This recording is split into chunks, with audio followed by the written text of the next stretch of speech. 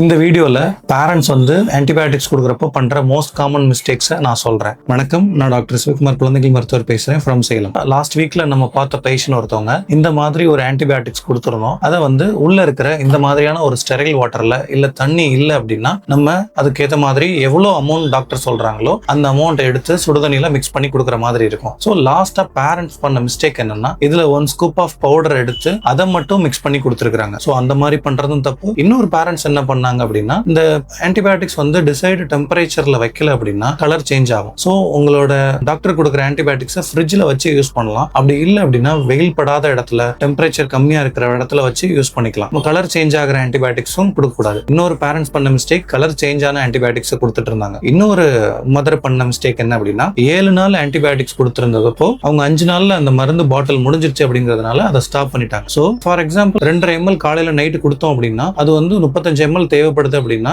5 நாள்ல முடியுது அப்படின்னா நீங்க 2 பாட்டிலா வாங்கிட்டு போய் அந்த கோர்ஸை கம்ப்ளீட் பண்றதா நல்லது. இன்கம்ப்ளீட்டா அந்த ஆன்டிபயோட்டிக்ஸை கொடுத்தோம் அப்படின்னா ஆன்டிபயோட்டிக்ஸ் ரெசிஸ்டன்ஸ் வரும். சோ இந்த மாதிரி மிஸ்டேக்ஸ் எதுவும் பண்ணாம ப்ராப்பர் வேலை ஆன்டிபயோட்டிக்ஸை யூஸ் பண்றது தான் ரொம்ப முக்கியம். சோ இந்த மாதிரியான இன்ஃபர்மேஷன் தெரிஞ்சுக்க நம்ம பேஜை ஃபாலோ பண்ணுங்க.